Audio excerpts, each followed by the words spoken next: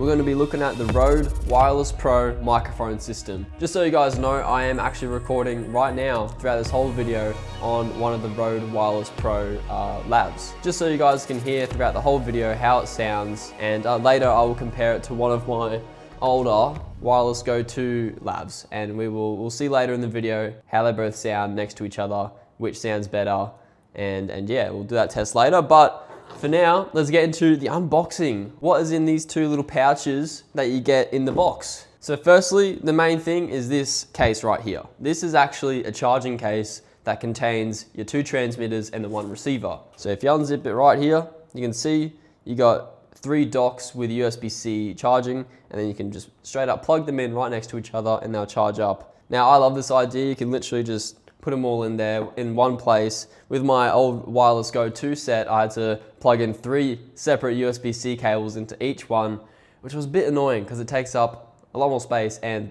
using 3 cables. But with this, you chuck them all in here, then you have one USB-C port on the back and you plug it in and it charges all 3. And the nice thing about this as well is if you plug this case straight into the computer with your USB-C, you can directly access all the files and recordings that are on the transmitters if you record internally, and then also change some settings and custom settings that you want in the Rode Central app, which we will also take a look at later. So that's just in this case, and the next one that comes with it is this little accessory box.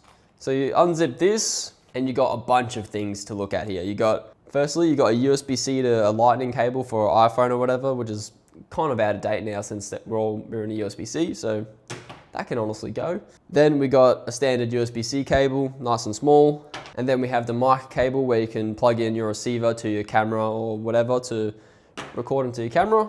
The next thing in here is a bit interesting. It's these magnetic clips that you can attach to the transmitter and basically clip it on your shirt, kind of wherever you want. So I'll show you how to put this on. You basically separate this magnet. It's quite strong actually. Then you just lift up the clip here and just slide this magnetic one right on top like that. And then you got your magnet that sticks on right there. It's pretty strong. So then you take your magnet and you can put it on the inside of your shirt, and then bang, it sort of clips on like that. Obviously you do it higher up, but you could also, I guess, do it the other way around, where you can put the mic on the inside so it's a bit more discreet. Magnetically do it like that. Now it might look better with like a black shirt. The only thing is it's kind of chunky, so I've got something protruding out of me.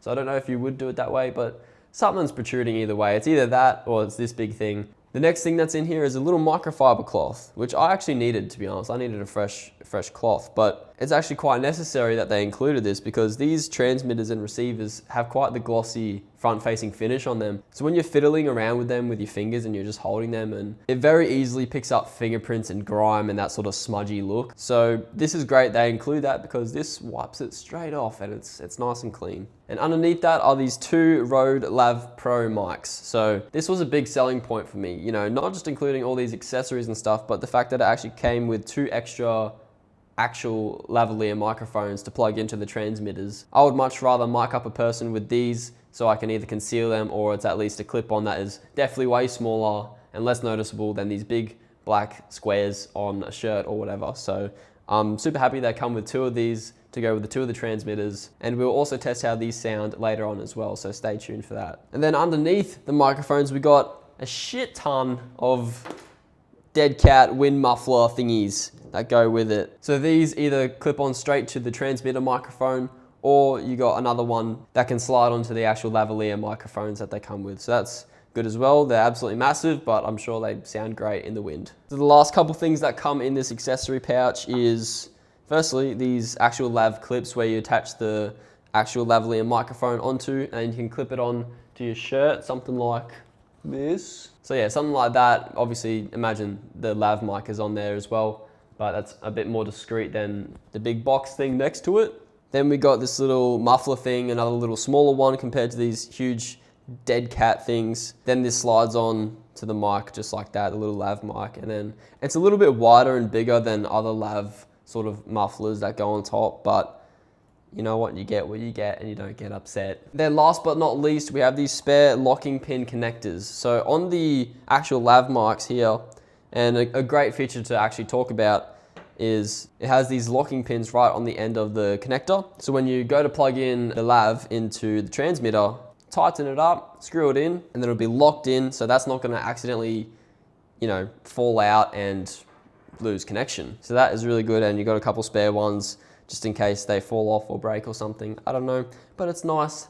Rode is that thoughtful. So yeah, that is what's in the box. That's what's in the accessory pouch. That's what's in the charging case with all the transmitters and receivers. Just before we compare the Rode Wireless Pro to the Rode Wireless Go 2s, we're going to talk about some of the features that this actual Pro set comes with. Now, the main big feature that the Wireless Pros comes with is the fact that it has 32-bit recording. I'm sure a lot of us have heard about 32-bit float and recording audio in that format, but essentially it's recording audio at a very wide dynamic range. So it can capture both the very quiet sounds and the very loud sounds without distorting or clipping. Now, the good thing about that is you don't really have to set your gain or control your gain or monitor your audio levels to make sure things aren't clipping. With 32-bit float, if you have a person that's suddenly yelling and then suddenly quiet, you can easily fix those volumes in post and make it all consistent without any distortion or clipping, like I said before. And speaking of all the volume gain and stuff in a microphone, these Rode Wireless Pros actually have a gain assist technology in them, so they will automatically adjust the gain depending on the volumes you're speaking at. So that's even more safety in preventing clipping and distortion and stuff like that, which is great as well. These transmitters also have 32 gigabytes of internal storage, which means you can basically record all your audio straight onto this without SD cards or even plugging it into a camera and recording straight onto there. And that's what I do. I record straight from this. I actually set the mic to always recording as soon as it's on. So I'm not missing a beat, I'm not missing any moment, and I know I've got the audio. So yeah, those are the main key features that I feel like are worth talking about with the Rode Wireless Pros. Now, let's turn on my old Rode Wireless Go 2s, and I'm gonna put it right next to the Wireless Pros. So we're just gonna do a quick comparison, switching between both mics. I'll let you know which is which, and I'm just gonna keep talking and waffling and waffling and waffling. So I was out today and I was actually thinking, you know what? I feel like ice cream, and ice cream would be really good on a hot sunny day like today. You know, it's like 30 degrees outside. It's humid, it's hot as balls, I'm sweating. So if I get ice cream, that would make my day. But you know what wouldn't make my day? Is the ice cream melting before I can even lick it. I don't know what I just said, but hopefully you guys could get a gist if there's any sound difference. I actually don't know. I haven't heard it myself, so I'm going to hear it the same time as you guys, really. But the big difference here is if I really raise my voice, the Rode Wireless Go 2s would probably be clipping right now, but with the Rode Wireless Pros, I can probably save it and bring it back down without distortion, without clipping. Yeah! So we'll see how that goes. I'm sorry for headphone users. So the next test I'm going to do is comparing the actual Rode Lav Pro mic plugged into a transmitter and recording 32-bit float compared to getting audio straight from the transmitter itself. So we are plugged in now, that's all locked in, recording on this other transmitter, and I'm going to waffle once again to see the audio difference and maybe the quality difference between a lav like this and the built-in lav in the transmitter. So it is time to waffle. Here we go. To continue on from the ice cream story, I was basically saying, as soon as I got the ice cream, $15 by the way, $15 for ice cream. Now let's go a little bit quiet here, just so we can see dynamic range. Actually, we're not seeing, we're hearing, because this is audio, guys. Come on. So basically, first of all, I got my ice cream, but then it started leaking at the bottom because it was melting that quick. So before I know it, it was gone. My ice cream, it died. I died inside, and I did not want to live. I don't know what I'm saying right now, but I hope this is a good test to see the audio quality difference. I don't know what I'm doing. I'm not a professional. This is what you get on the Dre's YouTube channel. So there you go. Now I want to show you guys a quick little setup that you can do on shoots, which I feel like is very convenient and provides a pretty good result for what it is. So I have this Video Mic NTG Rode mic as well, and depending on the shoot, I will boom this above the person's head to get the audio. Now this is usually supposed to go on top of, you know, your camera, like bang, and plug that in. But instead, what you can do is attach this to like a boom pole or whatever, and then you can grab a transmitter like this one, plug this into the transmitter, and then you can simply just clip this onto there, let's say. So you have this little, I wouldn't say rig, but this little package that you can mount basically anywhere on any like boom pole. You have all the flexibility in the world to get audio like this freely. And with that, you're getting 32-bit recording from a shotgun mic. So I just think that's a really cool setup that I've done before with the wireless Go 2s, but this is just even better because 32-bit float recording and all that flexibility. Now, apparently these transmitters, while connected to the receiver and to your camera, apparently has a range up to 260 meters. Now, I'm pretty sure that would be like direct line of sight. So let's go test that right now in the real world. All right, so we're at the beach. And basically, I'm just gonna run as far as I can until it disconnects and I'll count my steps. So, here's this. All right, see ya. 1, 2, 3, 4, 5, 6, 7, 8, 9, 10. What's up? This is Editor Dre's here from the future. As you can see, the audio dropped out quite quick, within the first sort of 15 meters or so. Now, obviously, it's not direct line of sight. I did turn around and start running the other way. But I still thought 15 meters with a claimed 260 meters, granted that's probably direct line of sight range, you know, I thought that was still quite surprising. It didn't last maybe 20 meters or so, or even more than that. But it did regain connection when I did turn around. I forgot to count my steps. I was too out of breath. So by the end, I don't know how far I was, but I was about, I'd say by the time I turned around and it regained connection, it was about 150 meters away, sort of around that mark. So I'll cut to when you can see me and the audio regain connection here.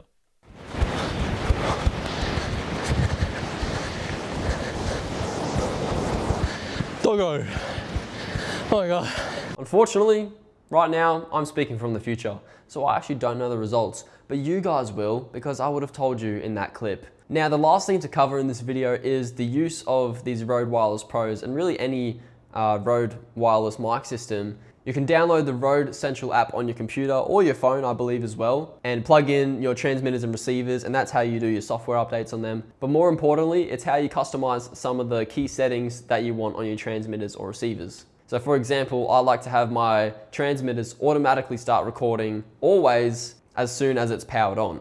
Alternatively, you can have it record when you just click the button on the bottom of the transmitter and it will start a recording there and stop when you click it again. So it's just little stuff like that that you can do to your transmitters that makes your workflow easier. For me, like I said, I like having it always recording so I don't have to worry about turning it on and then also click record, and in case I miss it or whatever. I know if it's on, it's recording. Now the price for these bad boys is about 560 AUD. You can find it some places cheaper, some places are more expensive. But that's the Aussie dollars, 560. I believe I saw on the B&H website that it's about 310 USD for my lovely American users. So that's the price range for that. I think it's pretty worth it compared to the DJI Mic 2, I think it is.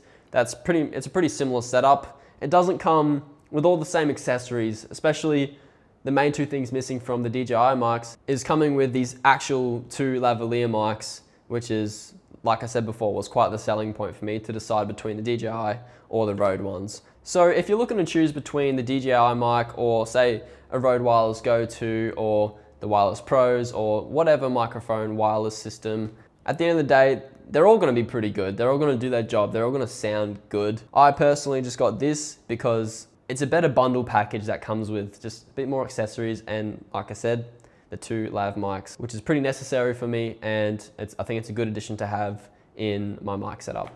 I hope you guys enjoyed today's video, and more importantly, I hope you learned some stuff about the Wireless Pro and you got good clarity on the tests between them, and I hope you guys actually could hear a difference in the quality. Leave a comment below on what you guys think of the Rode Wireless Pro set, and especially if you have this set yourself, I would love to hear your thoughts and your experience with them and any little features that you've found with the Rode Wireless Pros that have been really useful for your setup. I'd love to know. But anyways, that is all. Rock on. I'll see you guys later.